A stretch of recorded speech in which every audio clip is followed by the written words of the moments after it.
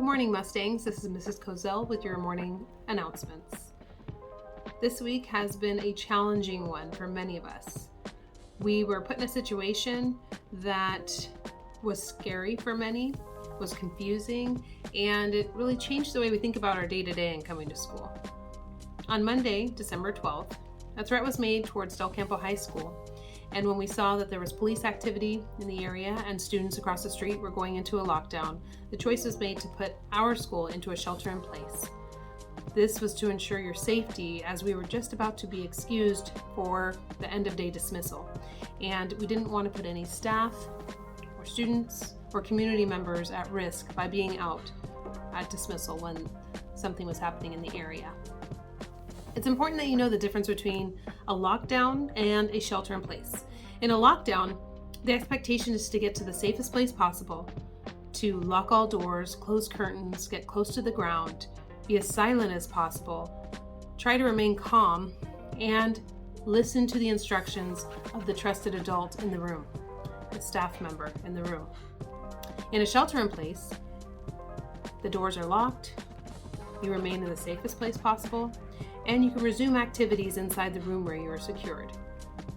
You also should try to stay calm and listen to the trusted adult staff member in the room. I really want you to notice that in both scenarios, your job is to listen to the adult in the room and to remain as calm as possible in both scenarios. Those adults are there to keep you safe with whatever information that is given to them, and that is given to them by a trusted source. In these situations, information is key and it changes often. We can't rely on the information that's being sent around from student to student or even student to parent through text or social media. While the efforts and most of that communication is to check in and to inform, a lot of the information that comes from those sources is not accurate and certainly not up to date. So it's really important that you're listening to that adult that is there in the room with you, who is also waiting for information from their trusted source. They will give you information as they are able to, and that's the trusted information that you're going on. Thankfully, through continued investigation, the authorities now know that there was no actual person on Del Campo's campus with intent to do harm. They are continuing to find that this is a group who's using social media to put fear in others by doing these kinds of threats across the country. It's important that you don't engage in any of these posts as it creates potential situations for others like the one we experienced on Monday. Don't reply to any of these posts, don't engage. I want to personally thank staff, students, parents, community members for their cooperation on that day, for their patience, and for the support in the days that followed.